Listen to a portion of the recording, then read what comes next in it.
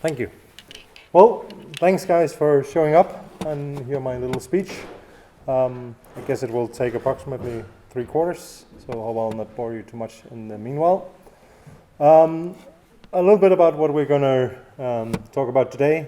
First, a brief about who is Hikvision, if you should be unable to know that. And then we'll talk a little bit about the surveillance in the past and what is it going to be surveillance today. That's going to be the main topic. What can we do today with surveillance? But we're also going to look at some of the cases done in domestic China, and then we're going to look at the future. So what are the predictions from the industry? Well, first, who am I to do this speech? I'm the manager of the Hikvision team in Nordic. We are now a group of 10 people hosting this company in this region, and I formerly worked with a system integrator like Securitas in Denmark, building up from scratch the solutions they had from 0 cameras sold to more than 15,000 cameras sold in less than 7 years. But I also built up a distributor, which is now one of the top 3 distributors in Denmark with their surveillance department before I joined Hikvision, which also seems to be going quite well since we've grown in market share from 2.3 when I joined the company to over 12% market share in the Nordics now. And that means that we are among the top 2, if not the market leader already. Yeah. But who is Hikvision? Well, we are the global number 1 in the industry with 16.3% of the market share globally. And one of the things when we compare to our second biggest on the market, our biggest competitor, you would say, they have a market share of approximately 5%, just to compare the sizes of the companies. We are a global company. Even though we are originated and based in the Hangzhou, China, we are a global company, and we act global and we are local by having people like John and I in Nordics, and people across Europe with more than 250 employees in Europe. So this is not the typical way for Chinese manufacturers to act, but we want to be global, and we want to have the products to have a global feeling and a global quality as well. That means we don't release a product unless if it has the right certification, if it has the right things to go into the market. So we focus a lot on the quality. That means we maybe not be the cheapest manufacturer you can find in Asia, but I guess you can say we are the value for money manufacturer, because we focus a lot on the quality again, and then we see to make the price as attractive as possible. However, we've been working together with Securitas for many years, since 2008. And we do that because we want to work with the best technology partners in each region, and we sincerely believe that Securitas is for us the best partner on Iceland. They are the market leaders, and they actually do things thoroughly. They don't do anything by coincidence. They actually test a lot of our products before releasing them to the market, and that is the kind of quality and the kind of partnership we evaluate really highly. Well, I promised to talk a little bit about the past of the security industry. For those who may not know, the first security camera in the world was set up in 1942 in Germany to monitor and surveillance the rocket launch of a Teststand 7. But that was only live monitoring. That means there were no recording. You couldn't do anything but actually view what is going to happen on a remote distance.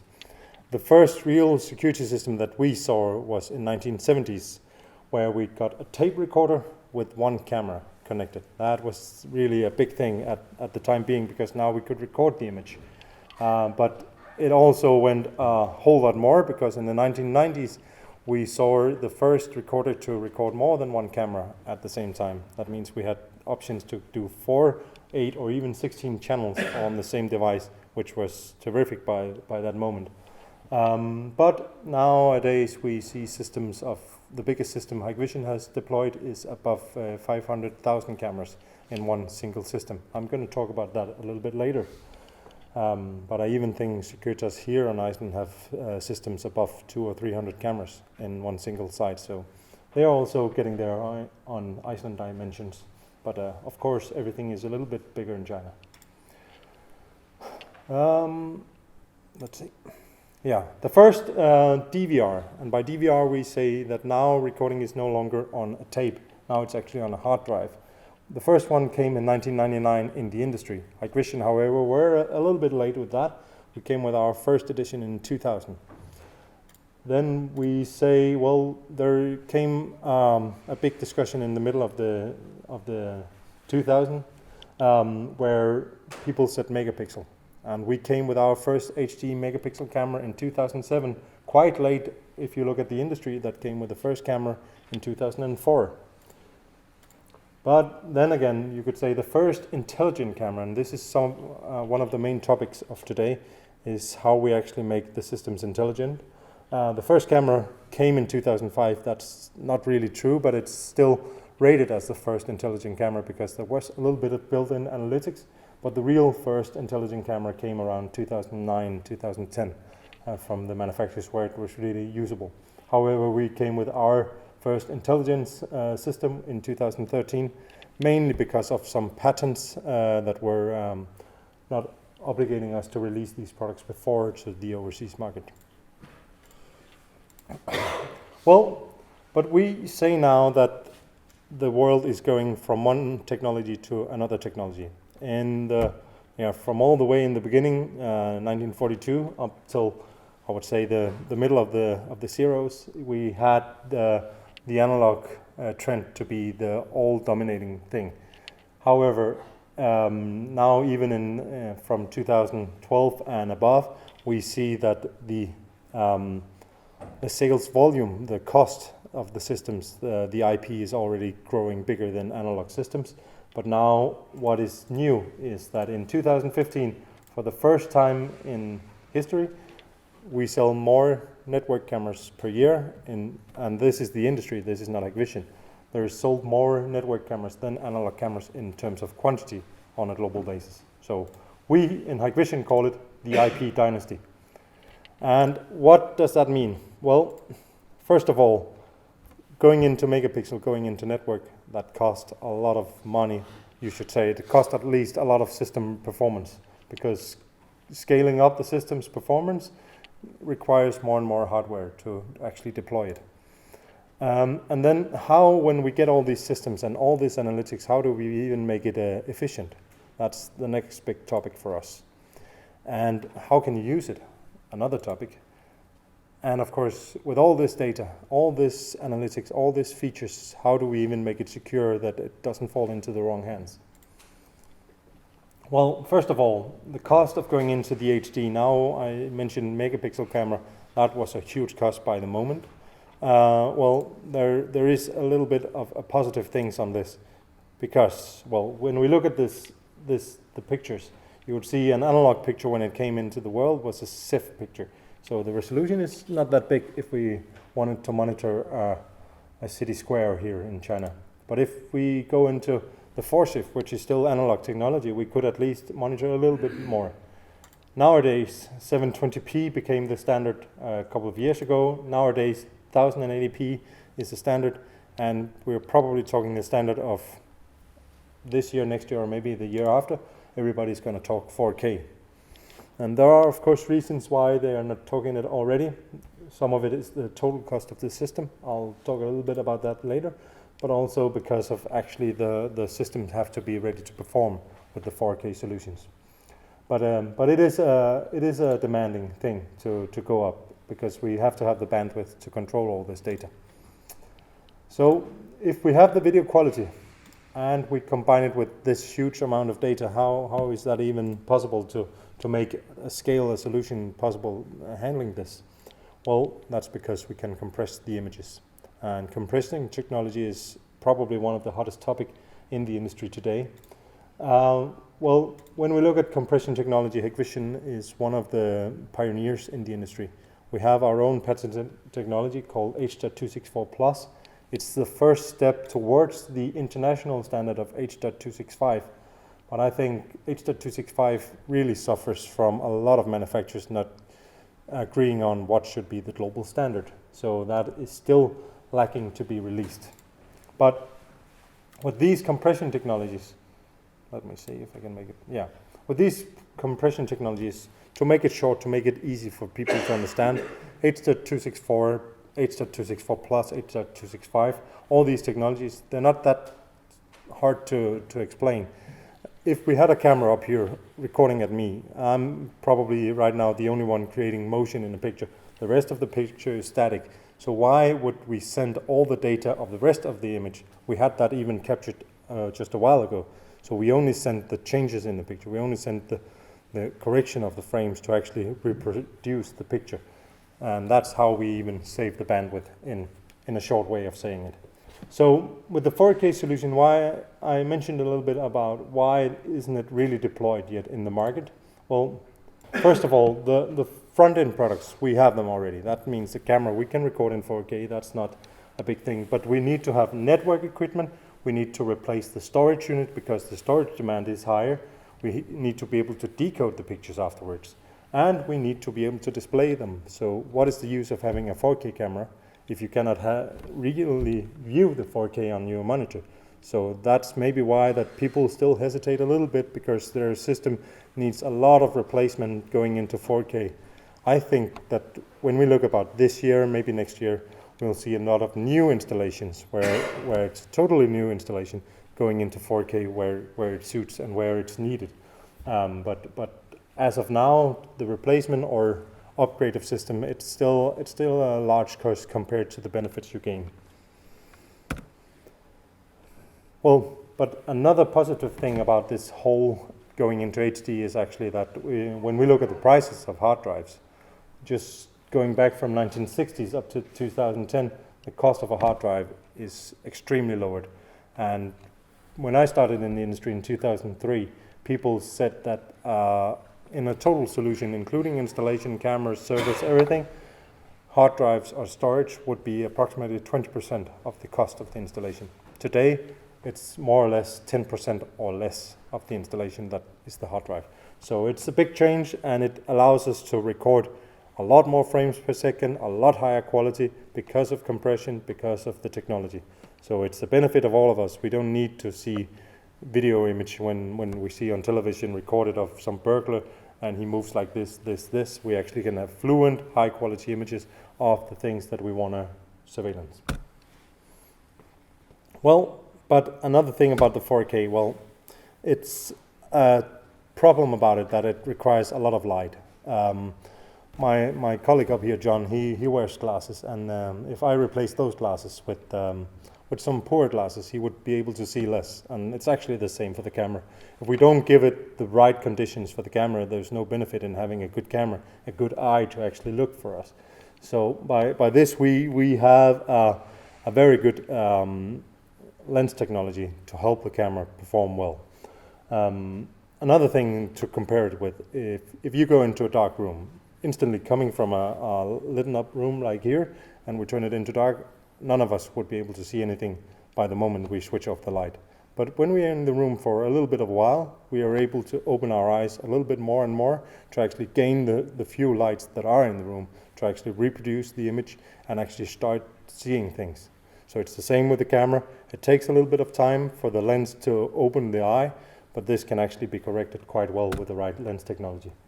So just to show you what we are having in surveillance today, a standard camera is actually, well, we could call it standard. We could also call it cameras from 2 or 3 years ago, compared to when we have low light cameras technology, and then we even combine low light camera technology with extreme high quality lens.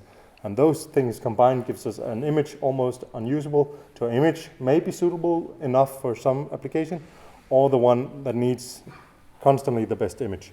So it's something to take into consideration when building a system, that lenses, they do cost money, but they may have the benefit of actually giving us what we want. So another question would be, okay, we have now so many cameras. It's no longer a one camera solution. It can be 200 cameras, 500 cameras, or 500,000 camera solution. So how do we make it efficient? Well, how do we monitor everything? Well, we say that we need help, because no human being can actually follow and track so many cameras at the same time. So we say we need technology, and one of the most up-to-beat things at the market today is video analytics, and we have our technology, call it smart. And the easiest way for me to describe smart is actually to hold up my phone, because this is a smartphone, but it's not just a phone. It's a smart device. It does a lot of other things than being a phone. It can do a lot of things for me. So the same goes with your television at home. You can see Netflix, or you can go on the internet with your television. It's no longer just a television. It's a device you can use for many purposes. The same goes with the camera. When we call it smart, it's because it's not only an eye more. It's not only a camera giving a picture and that's it anymore. It has so many extra benefits. So when we look at it, well, the video analytics here, what is smart? We understand that when we talk about Securitas and Iceland, we're not the only one doing smart technology. So we actually adapt ourselves into a Hikvision to be able to combine the smart features with the Hikvision system. And that is an ongoing process, because we constantly develop our system to be able to combine with the Hikvision software, which is one of the best softwares on the market, if not the best. So I'm perfectly fine that Securitas has gone that way. I'm also putting my hand on the chest and say they are better on software than we are, but we are definitely also better on the hardware than they are. So it's a good mix, and I'm sure that it benefits the customers of Securitas. Well, but what is smart then? There are different topics. There is the hardware smart, where we actually can use hardware technologies to maybe filter out a cloudy or foggy condition on a situation. We can filter out a backlight. We can do a lot of things with wide dynamic range. We have intelligent IR lights that automatically adapts to the scenario. And then we have, of course, resolution. But it can also be behavior analytics. So I'll explain more about this in one of the few coming slides. But behavior analytics is to be able to set up some terms and conditions for the cameras to actually tell us what do we need to see. And then we have the playback functions, because once we have the material, we need to be able to see it. And I saw yesterday on the Securitas booth out here one of the great features of a Hikvision on how to do a smart and clever playback, and that is based on video analytics. So that's just one way of doing it in the industry today. And of course, from our point of view, we know that no industry is the same. If you go into retail, you go into transportation, you go in city surveillance, whatever retail, every customer have different needs. And we try to make applications that fit each one of them. And we have an example from the retail with us today. So just an example with a map in the roof, maybe perimeter security, we need something called positioning systems. In the road, we need some road cameras. In the factory, we need special pan-tilt zoom cameras. So it's different scenarios, different applications, and that's just how we try to make it unique for each one of them. So this is just an example. If we have this road, it's great to have a 4K camera. We can monitor everything. But the problem is, if, let's say, this lorry down here, he crashes into the car down here, and we want to see what's happening. We cannot zoom in. It's not CSI. We cannot just enhance the picture as they do in CSI. It's physically impossible. But what we can do is actually combine overview technology to actually give us details. So combination with pan-tilt zoom cameras to actually say something is happening, give me some details, and the pan-tilt zoom cameras can give us all the details that we want. So it's a matter of using the technology we have to combine features. An example could be actually that we have a fisheye camera, which is a 360-degree camera. I could put it up in the ceiling here. It took the entire room. And then I would make a scenario with a square here. So anybody who enters this, a pan-tilt zoom camera will instantly give me the details. An example here will come with a moped. It's driving through the lane, and instantly when it hits the area that we designated, the pan-tilt zoom camera will start auto-tracking the device, or the person in it. So we'll see it here. The square is here, and in a short while we'll have a moped coming through. There he comes, and the pan-tilt zoom will be told, hey, catch this guy. So he will actually be monitoring him for a short period. That's just terms of how we set it up, what we want to see. If he goes one way or the other way, maybe he's not allowed to turn right here into the factory. So we want to see if he goes the right way, otherwise it's illegal. So another thing is that actually we made smart technology to make it easier for people to install it. In the past, we had to, with the physical hand, install the cameras and adjust them to make the picture clear. But now, today, it's much easier because we have something called auto back focus or motorized zoom. And what we do is actually that we just correct, just as if you have your own camera and you zoom in and out. On your pocket camera, you'll see that it auto-corrects the picture to have a sharp and steady focus. The same technology is used in video surveillance today, but this is a technology that 5 years ago, I don't even believe it, no manufacturer had it. So it's a technology on how we can make sure that even switching from daytime to nighttime, we still have a clear and sharp image to reproduce and give us what we want. Another thing is positioning system cameras. This is a totally new market for a lot of manufacturers, but it's also used for border controls, it's used for perimeter security. Instead of using laser scanners or something, you can actually use camera technologies that provide evidence. Because in the past, building IR systems were maximum 100 meters, and it's hard to make perimeter security in only 100 meters. But now we can adapt up to 800 meters. This is just a field test that we did in Amsterdam. Here we do some scenarios with some of our cameras, but by the end of this little clip, we see that it goes up to 560 or 70 or 80 meters, something like that. And it just shows us that we can actually use camera technology just to help us maybe protect a whole big factory in quite a simple way. Because we now have IR distances that just a couple of years ago, or maybe a year ago, was impossible to reach. But nowadays, technology helps us to actually reproduce images. I think we're going on 500 meters soon. He needs to be in, we're now on 225 meters. Still, we can recognize the person even on 225 meters. What kind of person is it? And where we're talking, yeah, as I said, a year ago, this was almost impossible. Then I would have said it was CSI, but it's a different world today. And I think the last one here is just to show you that even on the distances of now 540 or 60 meters, how much it is, it states here in a short while, we can even see the person when he comes into the picture. But it's not recognition anymore. It's observation, 560 meters here. So, but it's a new technology, and it's something we can use video for another purpose than just the video. It's now becoming perimeter security, which is a totally different field in the past. But now video security can do the same. Yeah, and if it's not enough, we have thermal technology. Now we're talking kilometers in what we can detect. And we actually have a thermal camera at the Securitas booth now, and that's called the bispectrum camera. Was it yesterday or the day before? Was it yesterday? Yeah, yesterday. It was on the Danish news that our cameras is being used to protect the harbors of Aalborg in Denmark. So what they do is they actually use video analytics to combine them with a thermal imager.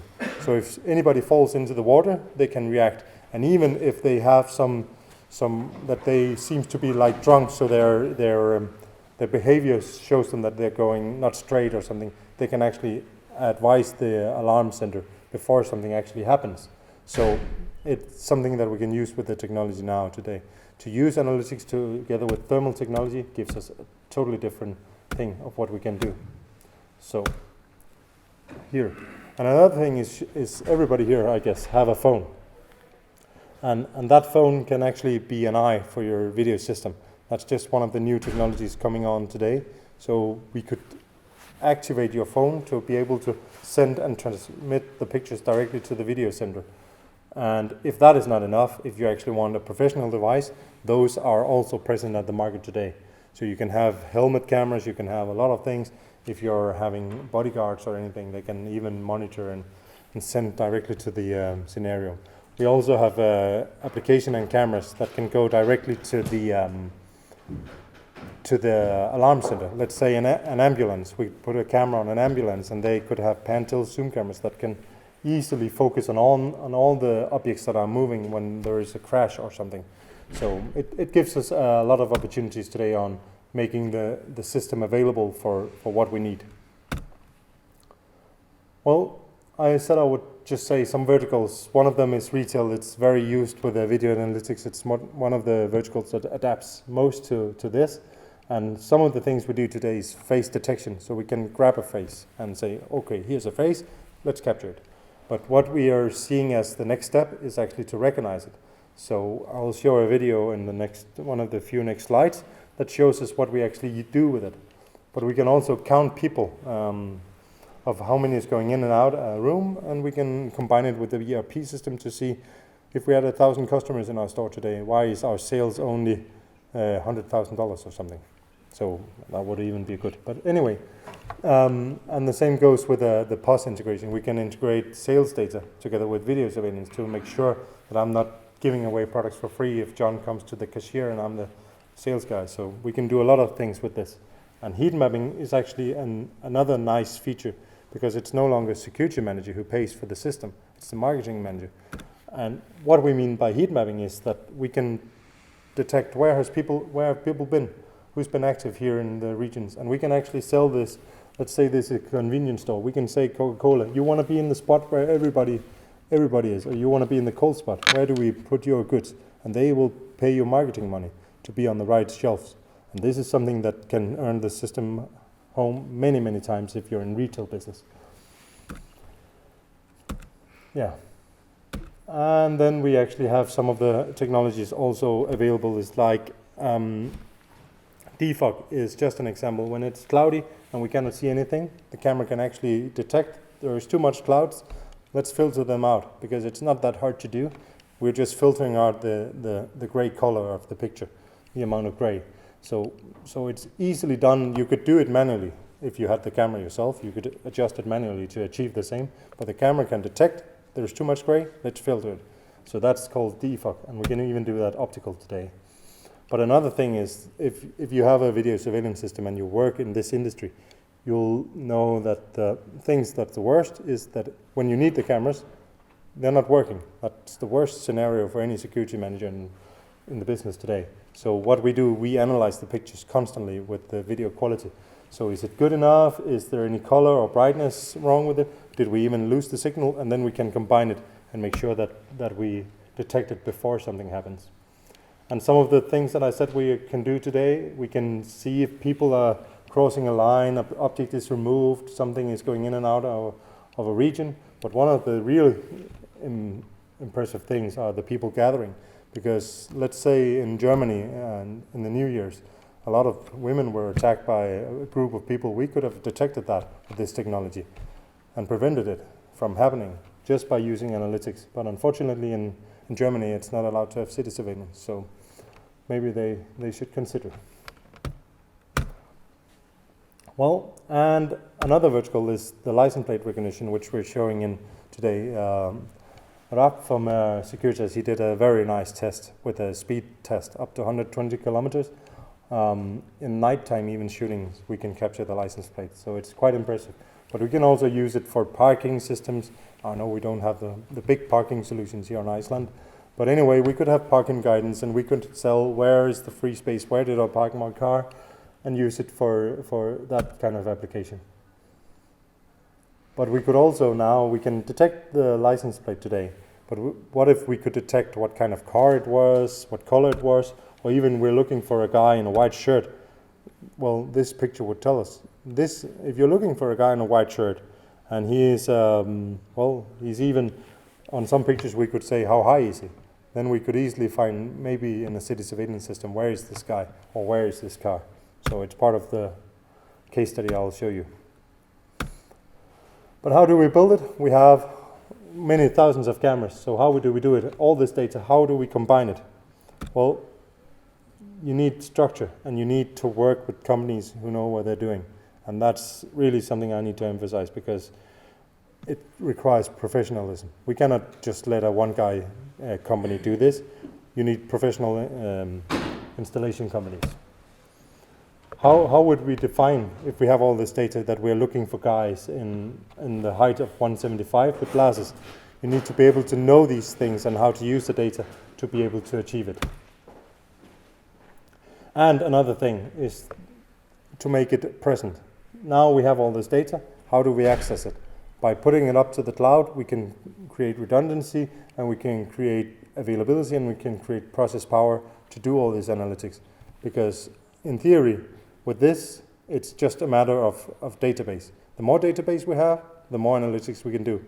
As I said, with the guy in the white shirt, in the systems of the 500,000 cameras I mentioned, it's all in one system. They can filter, they can scan the entire database. What is this characteristic? How do I find it? And that's because they gathered in one system. It's secure, it's intelligent, and it's something that is specialized from our side to make it able to collect all this data so we can use it. Here's just an example. People here, well, we can track, it's in Chinese, I apologize for that, but we track the height, we track the age, and we even track the name based on the face recognition, because in this scenario, and why they have it already in China, is that they have the database. They have the picture of this guy or this girl 100 times, so they can recognize it. But unfortunately, with you and I, we don't have that database yet. But when we have it, it's available for us as well. But we are building a database of European faces. How old am I? How old is John? Well, it's hard to know unless you have a database of 1,000 people and say, this is the age, this is the age. So when we have it, we're able to do it. Yeah, and another thing is, with all this data, what happens if it goes into the wrong hand? Well, we need to be sure that all this data is not being overwritten. So all this data that we're not going to override old images when we need them. But we also want to make sure that people are not going to misuse it, because anybody can do Photoshop today. And if we don't do something about it, it can be manipulated. So we do watermarking technology to make sure that it's evidence in court of justice. And of course, we make sure that the data cannot be hacked. So even if you can hack into the stream, you cannot use it for anything because it's encrypted. That's another important scenario when we build a security system. And one of the things, we had a lot of fuss about our products last year, because we made a password strategy as the first vendor in the technology today. We said you cannot have a standard password on a security system anymore. We can simply not allow it. There were too many cases of people putting up cameras in streets, in houses and homes, and they were being hacked. And it was called the hacking scandal of Hikvision. And I find it funny because we were not hacked. The installer just didn't change the password. So people were scanning the network for wireless networks, for cameras with IP finder tools, which are available for any manufacturer. And then people said, this is a Hikvision camera. Let's try admin and 1, 2, 3, 4, 5. Let's see if it's accessible. And it was. And they said, yes, one camera. And then they did a total map of Europe saying, well, there are 1,000 cameras we can access. And people said, Hikvision, it's your fault. And we said, okay. If it's our fault, then it's our security that is not high enough. So we changed the strategy. So no longer you can access a Hikvision camera because we don't allow people to have a standard password. We consider it a security brand, and we consider it to be something that has to be taken serious. Well, the guys from Securitas three of the guys were in China last year, and they saw this presentation about our safe city. Since 2004, China government has invested in the safe city protection, and they had a few targets of what they wanted to achieve. But, well, it's a combination of technologies what they wanted to do, because they had this big matrix, let's call it, it's the city, but they had a lot of applications. They had surveillance on the policeman walking on the street, they had it on the cars, they had some old type cameras, they had some new type cameras, they had movable cameras. How do they use all this? Well, they combined it all into one single system, the same platform, one single system with one database for the police, quick and able to use it in an evidence. And here are some examples. Well, here we can track a car and we do the license plate, but even because we do some flash technology, we can see even the face of the car driver. And the same goes here. And what we even can do is, when we combine these two technologies, we have the face detection, we have the LPR detection, then we can actually say, is this driver even permitted to drive the car? Is this even the owner or something? So that's as advanced as it could be. However, they use it mainly for the LPR.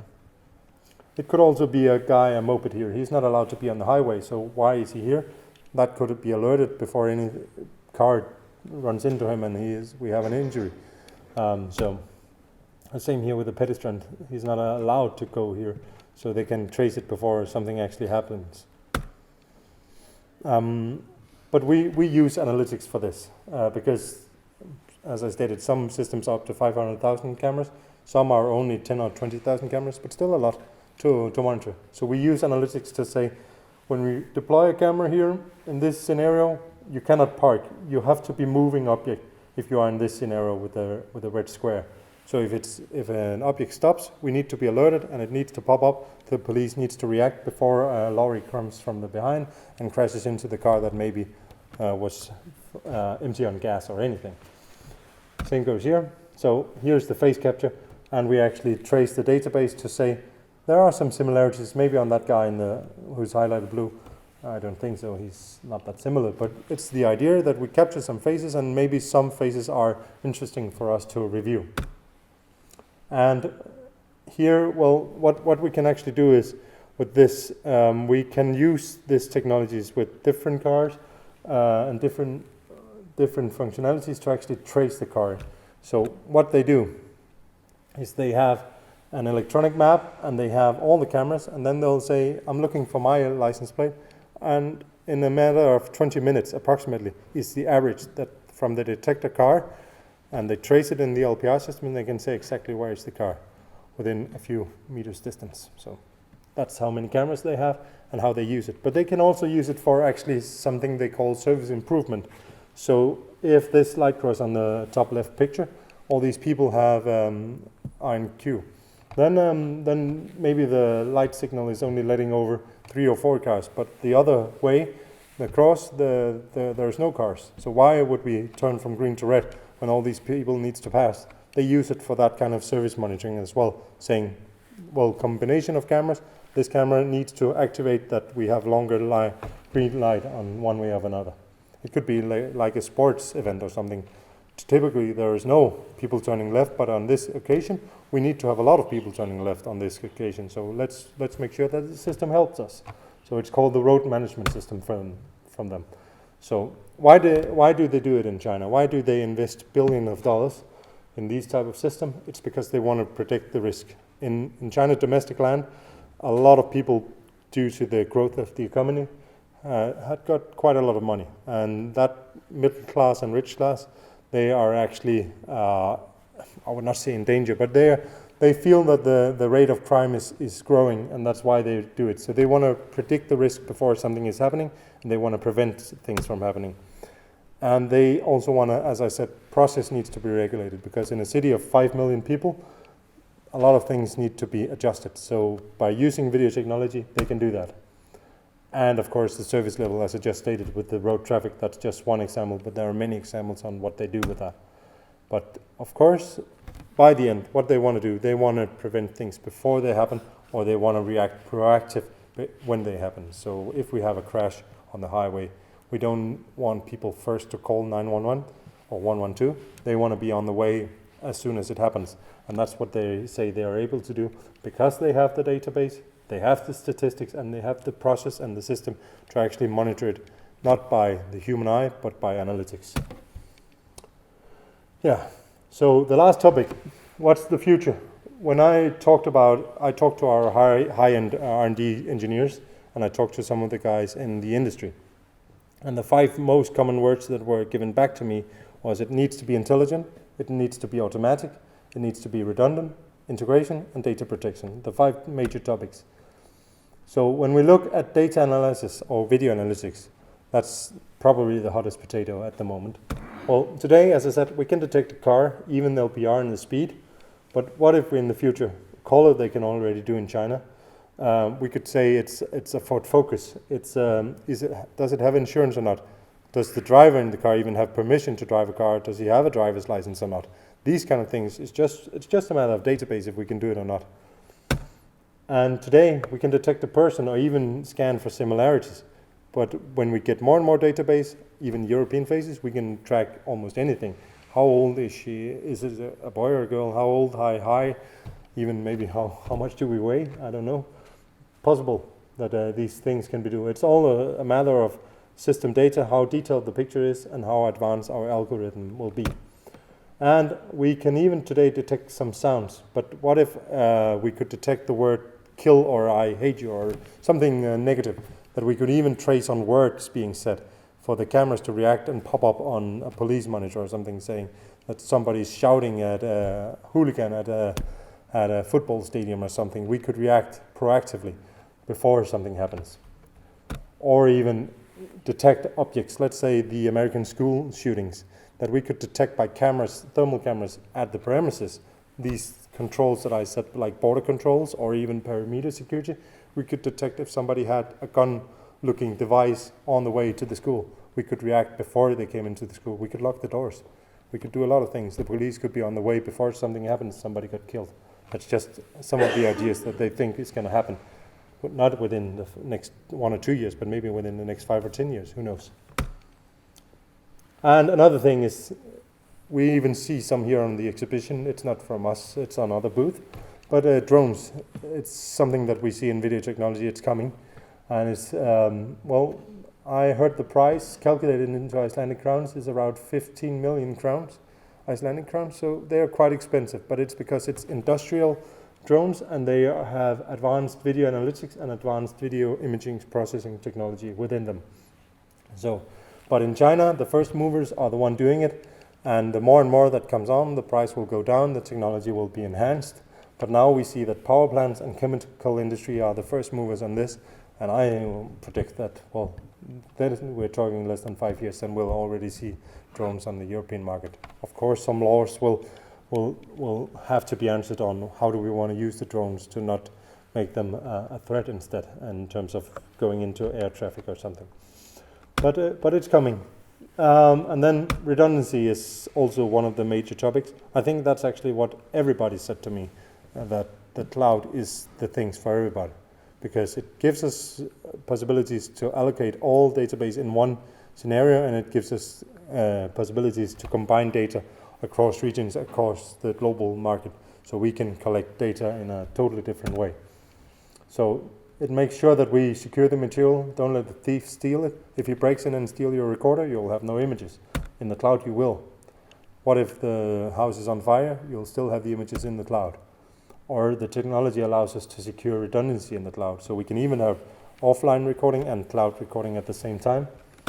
And of course the cloud also gives us the accessibility. So at your home, your bandwidth is maybe not that high, but if we first have it uploaded to the cloud and you want to see it maybe from hundreds of people at the same time, it could be like a ski resort. You want to see, is there snow on the slope? If you have just the connection of the ski slope, the connection is not good. But if they already uploaded the stream to the cloud, then it's the cloud server and the whole network there that shares the images. So that's just part of what we are going to see. And then CCTV, it's the closed circuit system. What does it mean? And ITV means integrated television, independent television.